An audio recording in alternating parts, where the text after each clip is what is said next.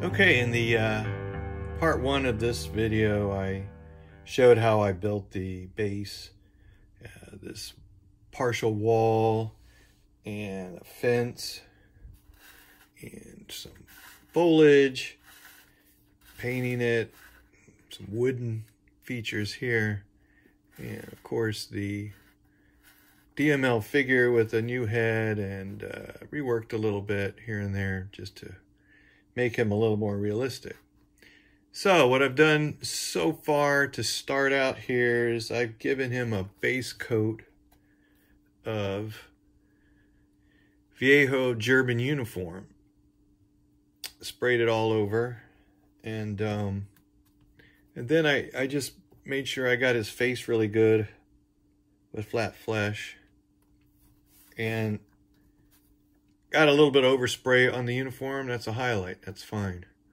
The MG42 is painted in black, and I was trying to figure out, his arm is hanging really straight, and I did that on purpose. I had someone leave a reply that said it looked kind of not natural, but I actually think it does look natural because he's holding MG42 ammo canister, and I've kind of took a photo of myself in this post just to make sure everything looked okay, and I think it's fine. I had an idea, first of doing the ammo box, and that's still an option, but I really kind of like the canister here because it's just something different. It's cool. So now I just have to start painting it, and I obviously am going to start with the face. The key to this figure is definitely going to be the camouflage. SS camouflage is just blown up in the armor modeling community. It's just everybody's painting SS camouflage, so I guess I got to do it too here. I mean, I've done other figures at 35th scale and stuff, but I think the centerpiece for this is definitely going to be how well I pull off the camo, obviously. My goal here is, I've, downloaded some photos from the internet, so I'm going to have good reference. And, a lot of the greats that you see painting camo, it's done very, very well, almost exact. But I want to get it obviously exact as I can, but I also want it to look field worn. I don't want it real brightly bright, perfect looking. So that being said, I'd like to fade it out, weather it some, but not to the point where you can't tell the design and pattern. So that's something I have to pull off. But the first thing I'm going to have to do now is paint the face. So I'm going to mix some oil paints as I did the last 1/16 scale figure, and start painting this head, which is an alpine head that I mentioned before. So let's get at it. Okay, it's time to begin on painting the face. I've got my oil paints here ready. Red, blue, burnt sienna, white, yellow, burnt umber, and there's some black there for the 5 o'clock shadow. I'm going to mix with blue to do that later. I just painted the inside of the eyes, a little bit of white, not like pure white. I kind of put a wash in there, and I don't know if you can see, I started drawing on it with a pen here. I got some photos from the internet, and I scaled them to about the size, to the size of the figure. And what I was trying to do is get an idea of size of the shape of the pattern, so I just kind of started drawing on there a little bit to get some ideas.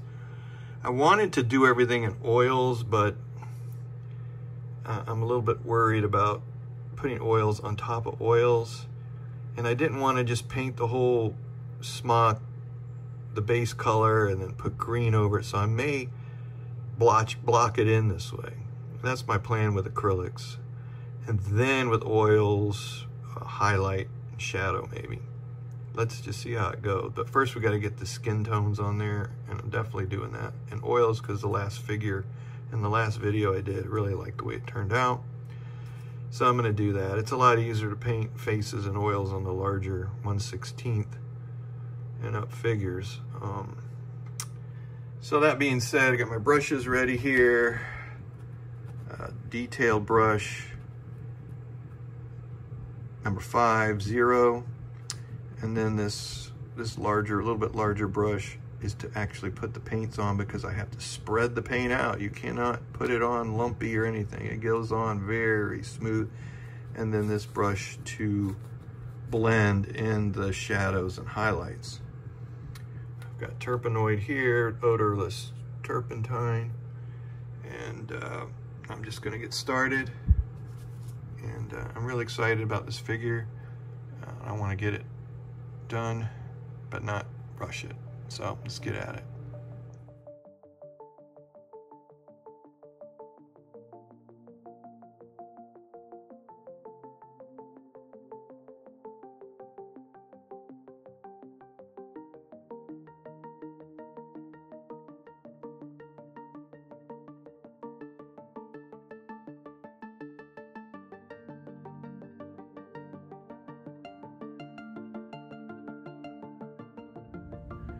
Okay, got the face painted and the hands, and of course my kryptonite is the eyes. I haven't done those yet because I always worry I'm going to screw them up, so I'm going to wait till a little bit later. I'm going to start the smock, camo smock now. So what I did, and I think I showed before, I made these pretty much the size smocks cut out that I printed from the internet. That way I can get a good idea of the size of the pattern, etc. And this is actually kind of cool. Dress them up here. But that's what I'm going to use. And like I said, I already kind of sketched out some of the pattern. And I'm also going to have this in the background here too. I'm going to start with the pale brown, German camo pale brown. And I'm just going to work that color into the patterns. And I think I'm going to start with this color and then lighten it a little bit with some white or flesh, probably flesh, to put in just some highlights on it. So the oil paint for the face, I've put in a Tupperware so it'll last, because I'm going to use a lot of that for the pants and for the equipment, etc. So let's get at it.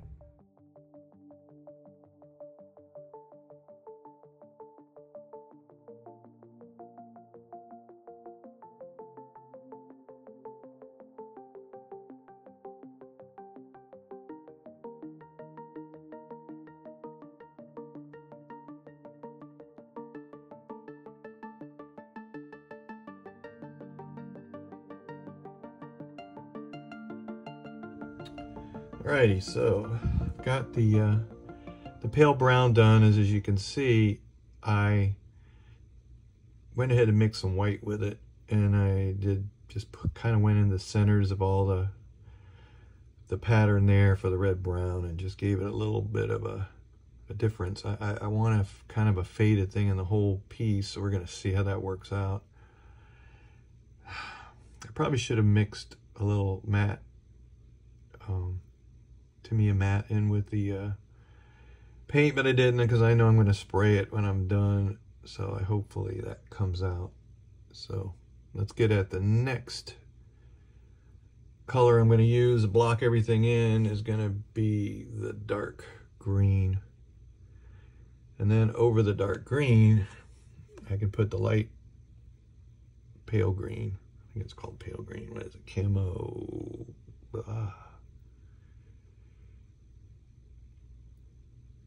Bright green. So let's get at it.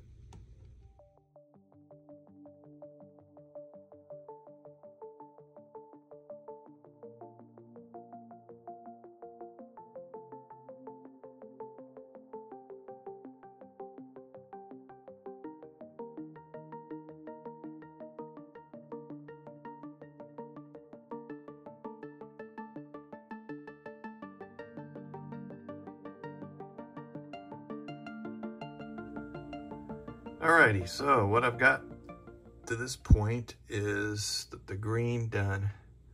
And as you can see, I put some dots inside the pale brown, and I've put some in the actual green. So I'm trying to get a lot of contrast here. Let's see what happens. Helmet, cover, etc. So I would expect that when I put the bright green on next, I'm going to see a big difference. So I'm going to take a break, and then I'm going to get back at it.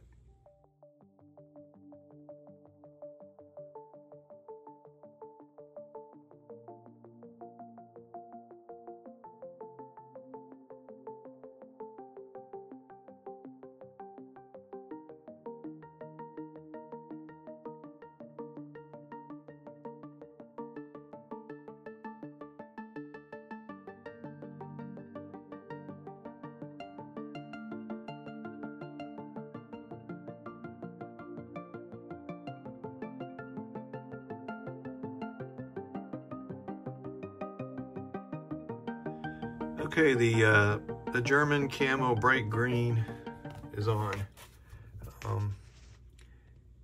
I tell you what, when you do these types of camouflage, you really have to work at not just doing one. You're gonna have to do several and lots more and get better practice and better practice. Those figure painters who really got this down, it's because they've done a lot of them. I've done them 35th, and I'm never really that happy with it, but it's passable. This has gotten a little bit better. I got a little bit better because I took my time on it, and I've got reference, and it's still not finished. I'm going to put a little bit of a wash of black brown, I think, in there, and then I'm going to do some highlighting more on some of the little details, and then I've got to start painting the straps, belts, and all the little details. So let's get at it. Okay, so what I did next was with Viejo German black brown, I just mixed it with water and made a wash. It's really, this seems kind of dark, but it's not really that dark. And I just put it over the whole smock. And yeah, it actually turned out pretty good just with the water. Now, I did do something I normally don't do. After I finished the camo pattern, I sprayed it with Tester's Flat, and I'm gonna do it again at the end. But I just wanted to protect what I have done, and so yeah, I think it's actually pretty good like that. It gave it some more depth, and we'll see how it finishes it when I do the belting and all the equipment. Let's get at it. All right, the pants were painted with artist oils, and I just mixed blue, black, yellow, and white. And you mix a little bit more blue with the yellow and black to get field gray for German field gray. If you just want olive, you don't leave the blue in, and you'll just have an olive drab. Sometimes you can add red to this, and you'll get more of a khaki drab color too. And those are the colors you would use for painting that. And then the pastels are used for the dirt and grime inside the pants on the knees, where you're going to get the most wear from getting down on your knees and firing and just having to get out of the way of a gunfire and probably explosions, etc.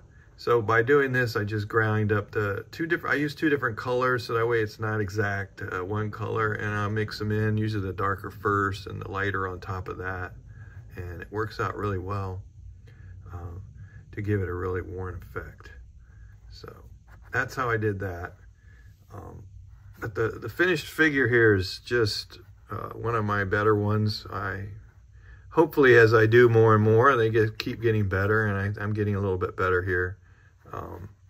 So as you can see, what I did was add the ammo box, because after looking at it more and more, I wanted more weight And it's like, it's kind of silly just having the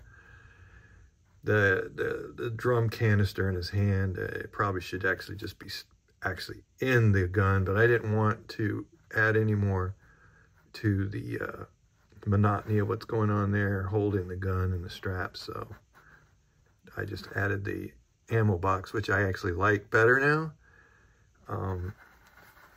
With all the belting painted. The belting I painted in artist oils using black and then highlighted it with white. And I did some highlighting just on the edges of the material, like say right in here where the seams are for this, where the tie-ups are, or at the very bottom here around the pockets. I just lightly, with the beige artist oil that I have, just hit the sides with a small brush just to give a little bit of a worn look effect and get some highlights on there. The strap is really interesting because on my other figure, this figure here, on another video I have out, I just use paper, regular printer paper. So it's a little thinner, but on this one I was like, I kept looking at it, that paper's just too thin. So what I did on this one is I got bond paper, and bond paper is a little bit thicker. And then so I trimmed it to size. I just trimmed a piece here to show. And then I just got my fingernail and kind of went like that with it. Kind of roughed it up a little bit. And then I just stained it with artist oils. I just stained it, and it didn't really like stain it perfectly, which I really like the effect it gave here. And it's just a really cool effect. And it really gives it that leathery look. And then what I did for the clips, I used really small gauge solder, this type of solder used for soldering, wiring together, etc., electronics. Just bent a piece, put it inside a loop that I had made with the paper strap, because I glued it together before I stained it. And so I made these rings, and they came out actually pretty cool. It worked out very well. So that's the strapping. You can see here on the little, what do you want to call these? They're for the foliage to slip in on this smock, little tabs. And I highlighted those more and made them different colors because they're pieces of material from the smock just sewn on. The toolkit here, I got some references to see how they looked, and they're pretty beat up, leathery, cardboard looking things. So I used artist oils black and burnt umber just to create the realism in this, and then just hit the little rivets here with a lighter color just to bring that out. And then let's see, the helmet cover obviously painted the same way, and I did hit highlights on this with beige artist oil just to bring out the edges and the wornness of the pattern on the cloth. And I didn't paint this in the oak leaf because I thought I was just gonna be a little bit too monotonous. It might have looked cool. I think this figure started getting a shelf life, and I was like, I gotta finish him up. So I just left it into some type of bedroll here that's just a green color. And then the insignias, where I was gonna paint them, and I kept saying, I don't want to mess up, I don't want to mess up. So what I did was I printed out some images from the internet, looking up insignia for SS collar tabs. I printed them out and took a look at them, cleaned it up as much as I could in a photo editor, measured the size of the collar tab, and then resized it in the computer, printed it out, cut it out, and just glued it on with white glue, PVA glue. And I think it actually came out pretty decent. And I'm pretty pleased with it as far as, you know, the look of it. I think it looks good. We're going to see now in photos how well all this looks. I'm going to add photos at the end here. But overall, I'm really pleased. The MG42, I just used Viejo silver gray, and I mixed a little black with it, the same as I did on this guy's MP40. And I really, really like the finish. It really has that gunmetal look without being too harsh of, you know, just a dry brush. And you know, the highlights stand out, but it just kind of looks a little fakey. This really gives it a good look, and I'm really pleased with it. And the stock is painted with artist oils, just a burnt umber and burnt sienna as a highlight. Not much highlight on that. The ammo box, just a little bit of weathering as I would do on an armored kit, and some highlights with some of that gunmetal paint, just to give it some wear on the parts that probably get hit and worn. And I don't know if I mentioned it earlier, I did do some stretch sprue, and I have stretch sprue here for the these ties on the smock. I put the stretch sprue and just glued it on before everything's painted. And I also did it for his shoestrings. I just have them kind of coming out from the bottom of the gaiters. They could have been a little bit thicker, but I think appearance-wise they're fine. The pistol case was just painted in black with artist oils, and